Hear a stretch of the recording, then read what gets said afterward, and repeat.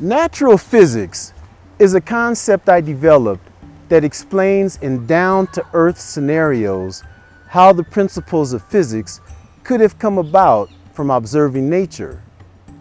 Each episode begins with a scenario followed by an example to illustrate the application of these principles in futuristic research at the frontiers of science, such as my astrophysics research, and then concludes with an exploration of how these same principles could have very well been used by ancient cultures and civilizations.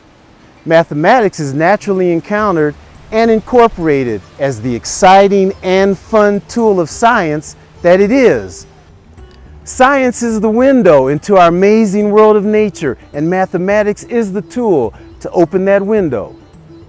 Natural physics encompasses current, futuristic, and ancient physics, and ties them together by the principles of physics that are common threads running throughout each. Hello. Hi, August. I can hear you. Can you hear me? Yep. Excellent, excellent, excellent, excellent. All right. How's everything going? Good. Pretty good? Yeah, How was the eclipse? it was good. We got to see about half of it. Hey, that's better than none of it, right? Yeah.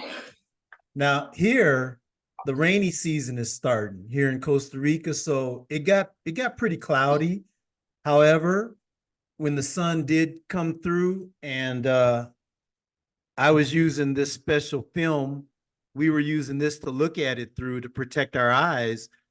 Yeah, we could a little bit, just a little bit, not by any means a total eclipse, but still, nature is beautiful, isn't it? I mean, Yeah. the way the planets and the moons operate. Yeah.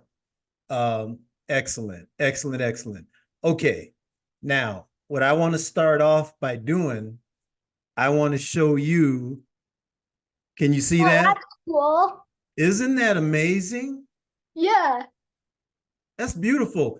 You can see the corona of the sun, right? And when there's a total solar eclipse, that really gives scientists, August, a good opportunity to study the sun's corona. Okay, there's so many opportunities that come about when a total eclipse happens. Not just the amazing, beautiful phenomena itself, but also there's different areas of physics that takes advantage of this event to get data and to study. So yeah, beautiful. I mean, and you remember, I'm going to be using the data from the James Webb Space Telescope to look at supernovas, right? Supernovas, stars that have exploded. And remember, August, what I was talking about earlier was that in a star like our sun, you have these two forces that are constantly going back and forth. You got the burning inside of our sun that's trying to make it expand, right? To make it go bigger like a balloon. And then you have the gravitational field of the star that's trying to pull itself down into the middle. So these two forces go back and forth, back and forth, back and forth. Luckily for us, for the time being, those two forces are pretty much balanced out. So our star doesn't explode. I mean, our sun, which is a star, it does not explode into a supernova, and it doesn't collapse and become a black hole. So we're pretty good. I think from what I've read, the calculation is that our sun will be stable for billions of years. So, or at least millions of years. So, but yeah, we're good to go. Okay. So gravity, right? All the way throughout nature, August, gravity.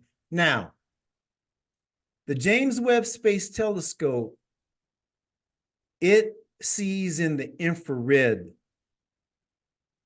Now, August, are you at all familiar with the electromagnetic spectrum? Good, because if you were, I was gonna probably faint. Okay, that's a seriously yeah. I just had I had a little fun with you. Excuse me. Okay, August. Okay, August. Now we see in the optical range, right? The colors of red, orange, yellow, green, blue, and violet.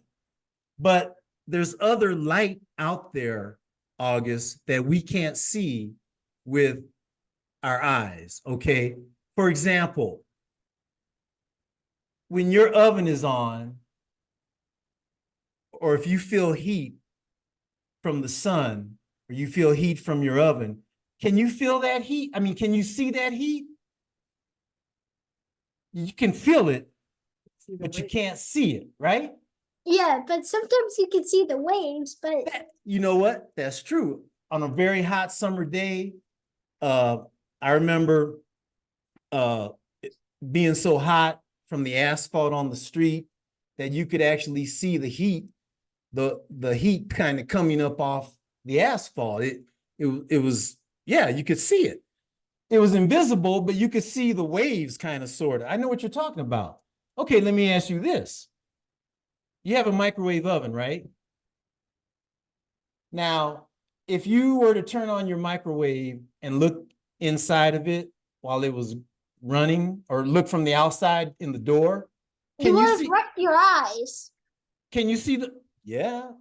Well, no, not looking directly at the microwaves, but just looking at your microwave oven through the glass door as the microwaves are on. Can you see the microwaves? No. No. Okay. And thank you for bringing that. I wouldn't want anybody to stick their head into a microwave to see if they could see the microwaves. Oh, no way, no way, no. Just if you could see anything from the outside, right? And I don't even know if microwaves will operate for sure with the door open. I don't think they will, but point is, you can't see microwaves and you can't see heat waves, which are called infrared. Okay. Um, have you ever had That thing where it what's goes red when it's Tick. oh yeah, the tick. Tell them what it is. In Empton, our fire and rescue crew, they yes? use the tick.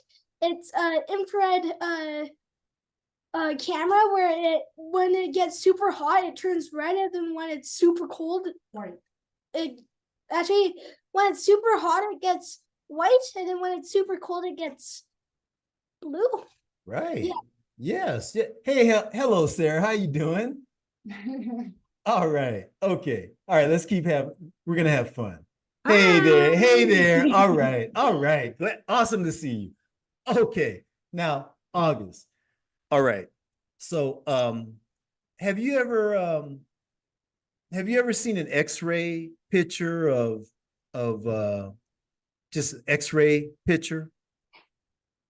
I took many of them. Oh, excuse me. Okay. All right. Well, I tell you what, when those X-ray machines are making those X-rays, you can't see the X-rays either. Okay. Yeah. So again, we can see with our eyes in the optical range, red, orange, yellow, green, blue, and violet, but we can't see heat, infrared. We can't see it. We can't see X-rays, and we can't see microwaves. So these are different kinds of light. And the James Webb Space Telescope that took this picture, it sees in the infrared, it sees heat, okay? The Hubble Space Telescope saw in the optical range, the range that we can see with our eyes. The James Webb Space Telescope, it sees in the infrared. And the advantage of that is a lot of times there's objects in outer space, they give off heat that can be seen in the infrared range, whereas the Hubble Space Telescope wouldn't see that because it looks in the optical range, okay? So it might miss seeing something in space that you need to be able to see in the infrared range, the heat range. So Hubble Space Telescope, super amazing, the things that have been seen with it in the optical range. The James Webb Space Telescope is going to do the same. It's going to see amazing objects in space, August, in the heat range, in the infrared range. Okay.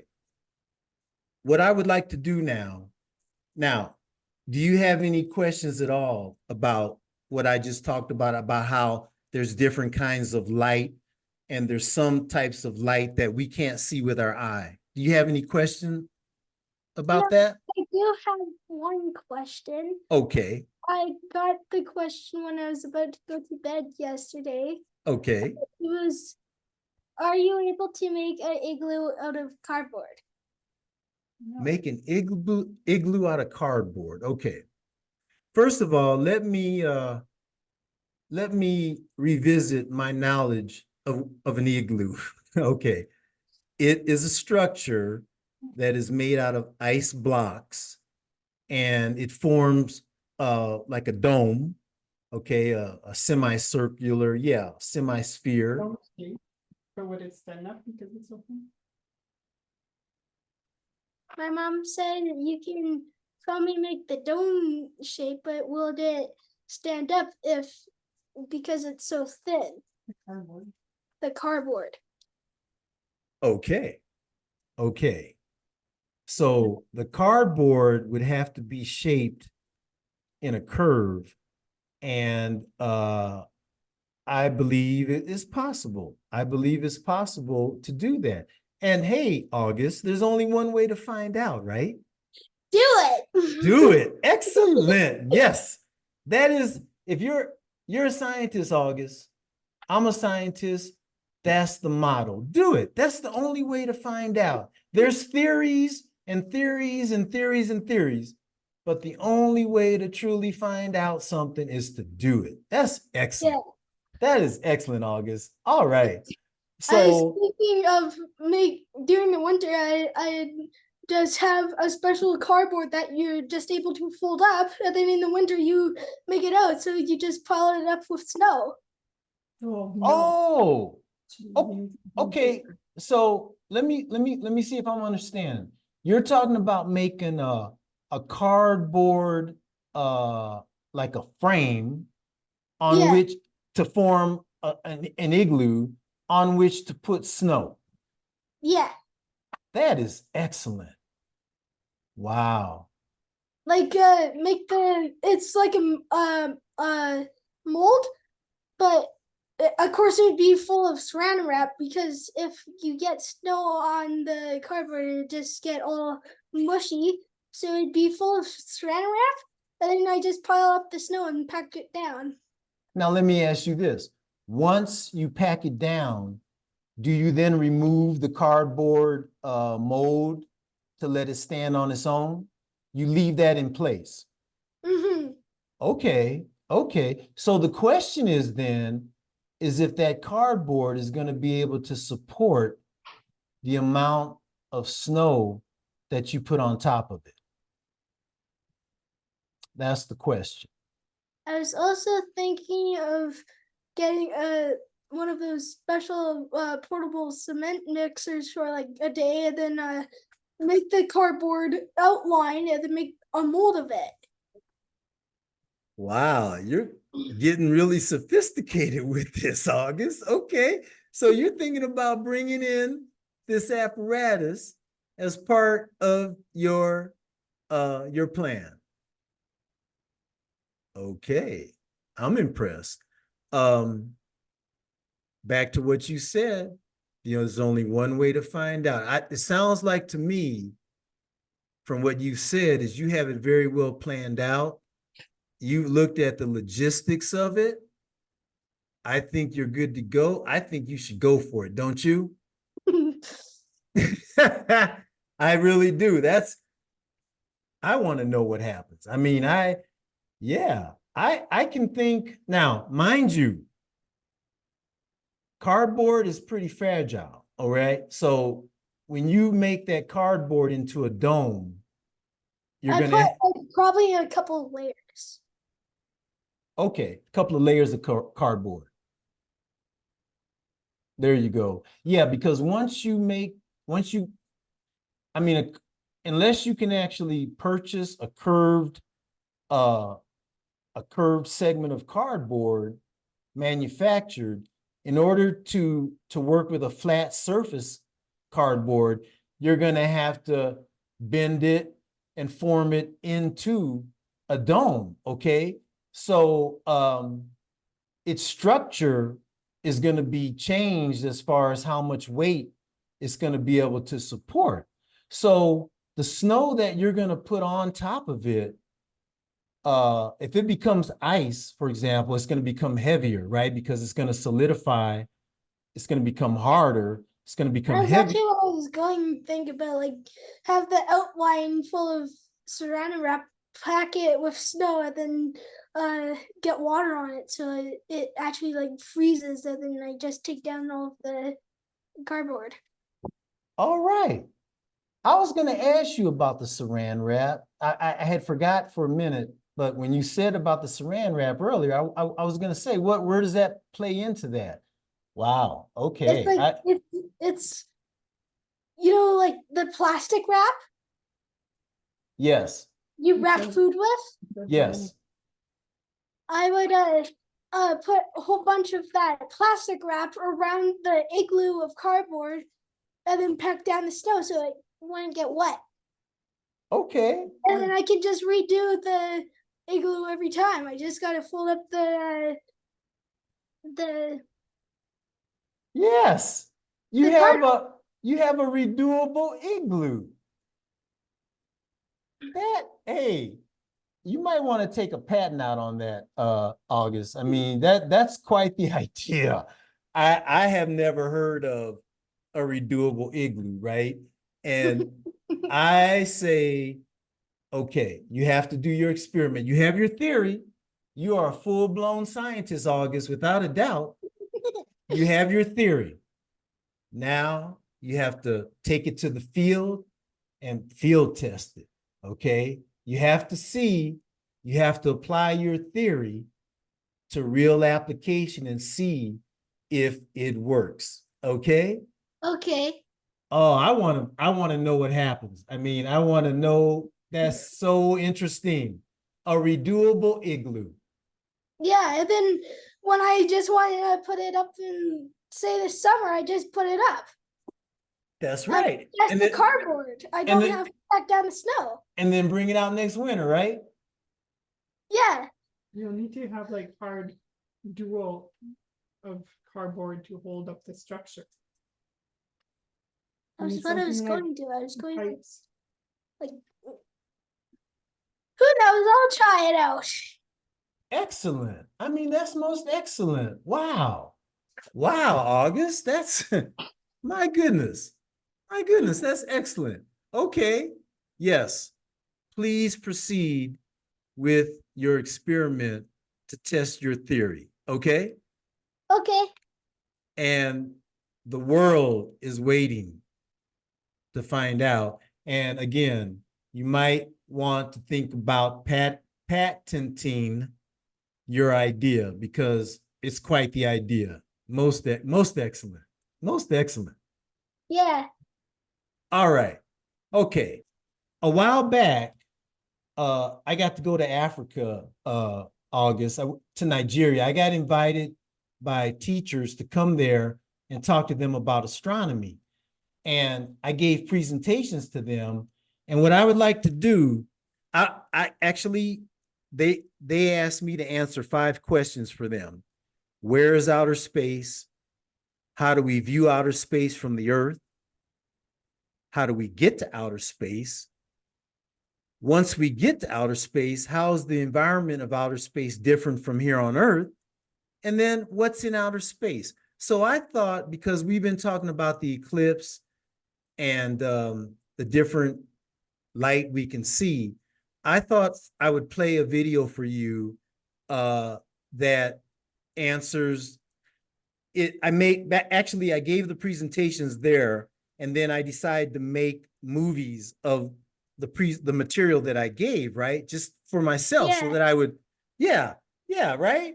And try to make it interesting. So what I'm gonna do is I'm gonna play for you the video that I made of when I answered the question, how do we view outer space from Earth? Because that's what we're talking about with the James Webb Space Telescope, the Hubble Space Yeah. Telescope. Okay, all right. August, I never dreamed I would ever get to go to Africa. I mean, seriously.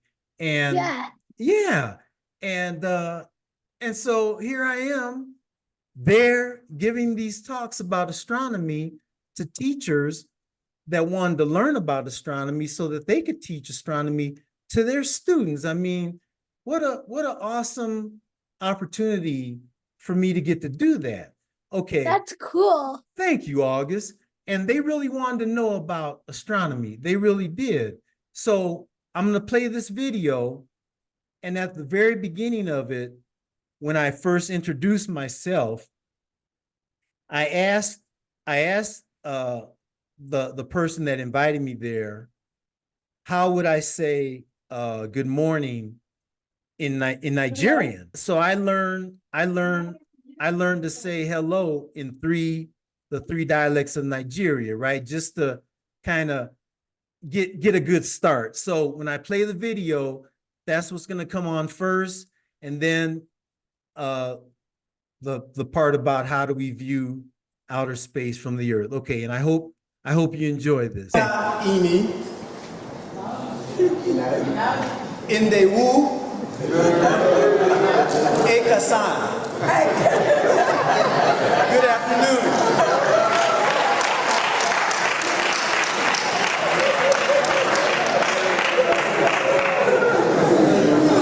It is my privilege and honor to be here. Has anybody here ever seen the movie Predator? Good movie from the 80s. The alien wore a helmet which allowed it to see in different wavelengths of light: optical, X-ray, infrared, ultraviolet. We may not have a helmet like the Predator, but we do have ground-based telescopes and space telescopes orbiting high above the Earth's obscuring atmosphere, which do allow us to look into outer space with different eyes that enable us to see in the different wavelengths of light. The visible range in which we see is a small part of the electromagnetic spectrum. Just as a group of 6 runners clasping arms will break apart when running from the beach into the ocean, a beam of light breaks up into the 6 major colors of red, orange, yellow, green, blue, and violet, because these colors travel at different velocities when traveling from one medium into another.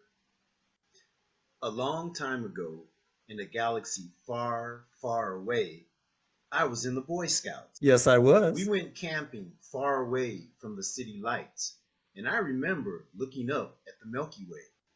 It really did look like milk had been spilled across the night sky. Seriously. I did not know it then, but I was looking along the galactic plane towards the center of our Milky Way galaxy. Excuse me. This is a view of the galactic plane of our Milky Way galaxy in the optical range of the electromagnetic spectrum.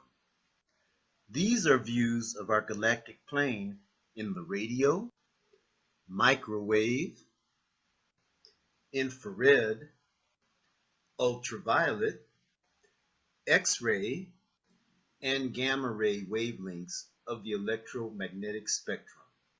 Yeah, I think I Those can are talk. cool. Thank you. By the way, just like you can't see infrared, you can't see heat light waves, and you can't see microwave light rays or X-ray light rays. You can't see radio light waves either. I mean, if you're listening to a radio, you can't see the sound coming towards your ear, can you? You can't see radio waves. Okay. This is data from my research using the eyes of the Fermi Gamma Ray Space Telescope. Our galactic plane is divided into 86 regions to detect as yet undiscovered gamma ray sources. Software programs are used to analyze and model the data. This is my actual astrophysics research data, August. Here are indicated two hotspots, locations of potential new gamma ray sources. What a gamma ray. Gamma rays are the highest energy form of light that we know, August. Do you have any questions about this at all, August? Nope. We can Oh. carry on. We can carry on. Okay. So as you can see, there's the different ranges of light that exist in nature. Okay. So you go from radio waves with the longest wavelength, right? Slowly coming into the beach, the ocean wave. And then you go all the way to the other end where the waves are coming in pop, pop, pop, pop, pop, right? They're coming in fast, high energy, faster, high energy. So gamma rays are the highest form of energy of light that we know of until we discover a light wave that comes into the beach quicker, right? Than gamma rays, where the wavelength is even shorter. The distance between the peaks, the crests of the waves are even shorter. But for now, gamma ray is it. That's the highest form of energy. That was an excellent question you asked me about what are gamma rays. Gamma rays are the most highly energetic light wave that we know of so far, August. All right. I'm Does gonna it go. give off more light? Like, does it give off more heat? Yes, yes.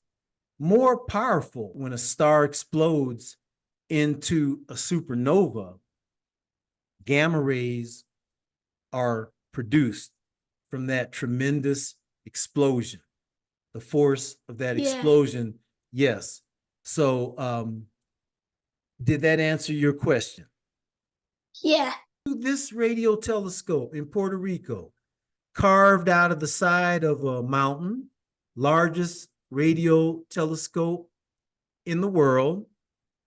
And the thing about it, August, is that obviously, because it's carved into a mountain, it's not as if you could turn it in different directions, right? Yeah. And aim it in different directions of the sky. So because it's basically joined to the earth, as the earth rotates, that's how it was able to point to different parts of the sky, right? It just went along with the earth.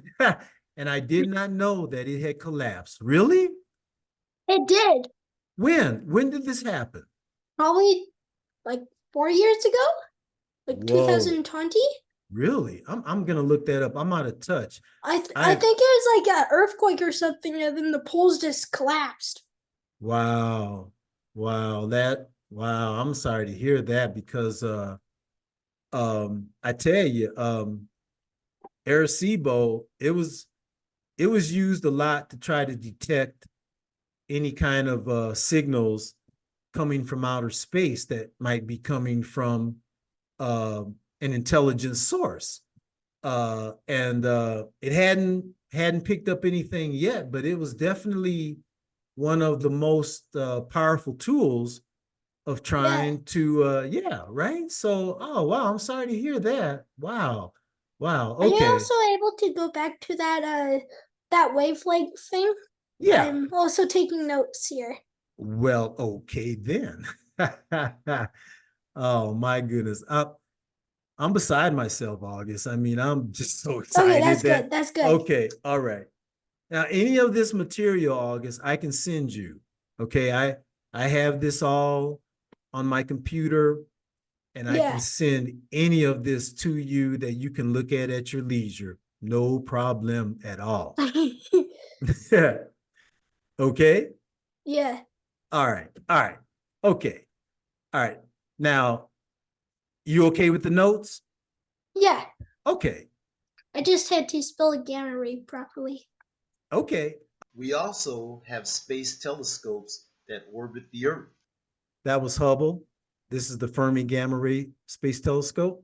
and space probes that travel into outer space for us and go places where we are as yet unable to go. That's Voyager. This is Pioneer. There's Galileo, and there's the path of Galileo from Earth to Jupiter. Earth and Venus's gravitational field helped it out. This is data from the Galileo space probe. This is a view of the plasma sphere surrounding Jupiter that we obtained through the eyes of the plasma wave instrument on board the probe. The colors represent energy levels, and this data shows the change in energy as time goes by. Sirius is the brightest star in the night sky. Sirius has a white dwarf companion star, and the two orbit each other, forming a binary star system, a cosmic dance. The Dogon knew of this as far back as the 1500s, long before Western astronomers. How is it that they knew about this information without the aid of telescopes?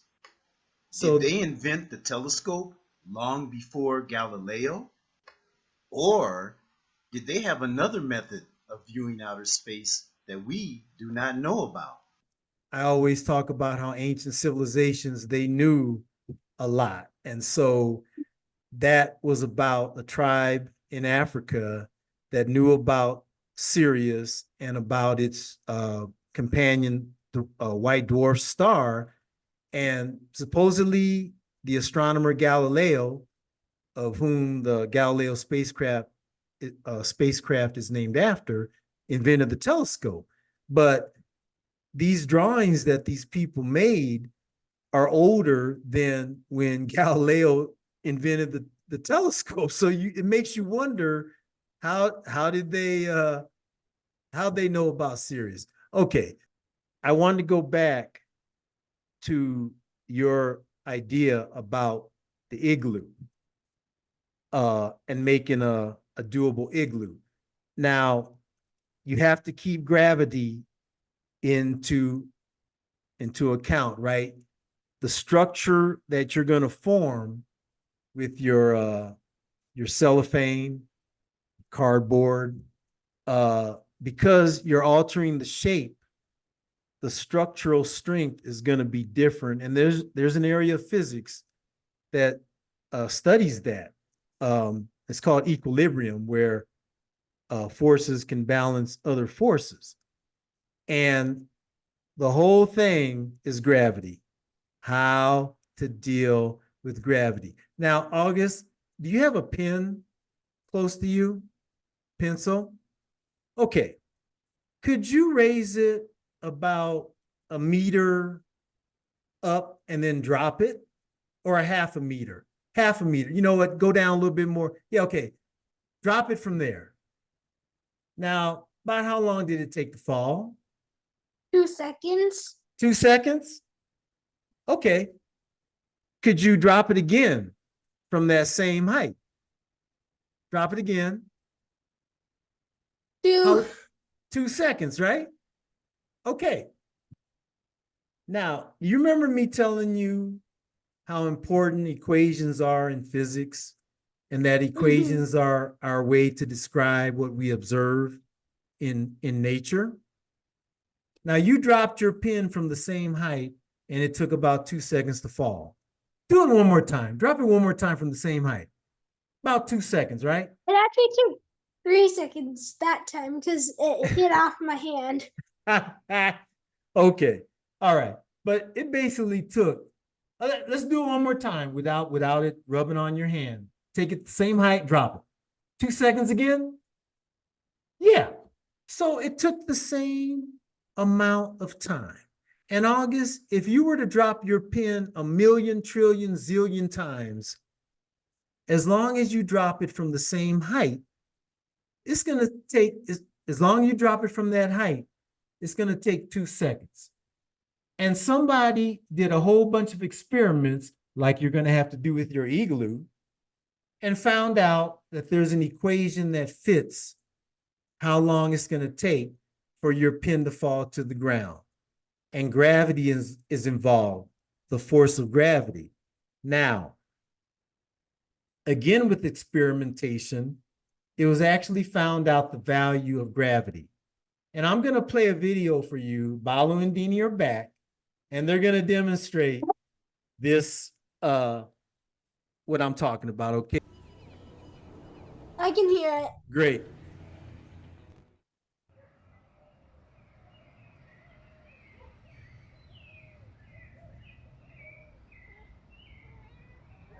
G is equal to 9.81 meters per second squared. Okay. That made Balo yawn. Now, Deanie, check Deanie out. You watching him, Balo? That's your little brother. Gravity might get him. Gravity might get him, Balo. Are you watching? You're not watching, Balo. Deanie, you gonna make it, or is gravity gonna get you? Oh, now you're watching, Balo. Is he gonna make it? Is he gonna make it? Is he gonna make it? Oh, Deanie, be careful. Oh, he made it. Good job, Deanie. What do you think about that, Balo? Okie dokie. Okay. Now, G, that's gravity, August. And the value for gravity, it's an acceleration. It's 9.81 meters per second squared. Let's just round that off to 10 meters per second squared, okay? So when you dropped your pencil, it was falling, yes, as you dropped it, it was falling at an acceleration of about 10 meters per second squared. What that means, August, you only dropped it from kind of a short height. So it didn't take that long to fall. It took 2 seconds, right? But let's say you go up to a high, tall building and you drop something. Okay. About 5 seconds. What's that? It was here. I raised my arm fully, Yeah. and it took about 5 seconds. Okay. All right. All right. Okay. So what that means, August, is that when you dropped your pen, is it a pen or it's a pen, isn't it? Yeah, it's a pen. Okay. When you dropped your pen, the first second, its velocity was 10 meters per second. And then the next second that it fell, its velocity accelerated. Okay, it says we got 10 minutes. Okay. Okay. All right. Okay. Its velocity accelerated by 10 meters per second. Okay. So when you drop something from a high height, because it has longer to fall, it's going to accelerate, because each second that it falls, it's going to accelerate by 10 meters per second, right? So every second. So when Deanie was jumping over, he had to jump with a force that was such that it wouldn't let gravity pull him down to the ground, right? He had to jump with enough force, mass times acceleration, his acceleration, to be more than his weight, mass times gravity, because gravity is pulling on him at 10 meters per second squared, okay? And Balo, he was balancing himself on the banister there so not to fall off. And if for some reason he misstepped, remember Oscar on the toilet when he slipped off at the end, right? Gravity was pulling at him at 10 meters per second squared, right? I mean, he didn't fall very far, but that was how fast he was accelerating, 10 meters per second every second. So back to Balo and Deanie, Balo was really balancing himself. And if he was to fall off, he would accelerate down to the ground at 10 meters per second for every second that he fell, right? So Yeah. luckily, that's not a big distance that he would have fell. Still wouldn't have been good, but it wouldn't have been such that his acceleration would have been so much that he would have harmed himself. And he would have been Yeah. able to catch himself. And Deanie jumping like that, yeah, if he didn't run fast enough and jump, he would have fell. He would have hit the ground with being accelerated at 10 meters per second per second. So back to your igloo and back to your future planned missions to the atmosphere of Jupiter and the Saturn's largest moon, Titan. Gravity, August, you got to take that into account, okay? As you do your igloo and your mission to Jupiter and to Titan, okay? Gravity, force of nature, and it's 10 meters per second squared. Send me any questions, August. All right. So, do you have any questions for me whatsoever? No. Remember, FAT, spelled P-H-A-T, stands for physics with attitude.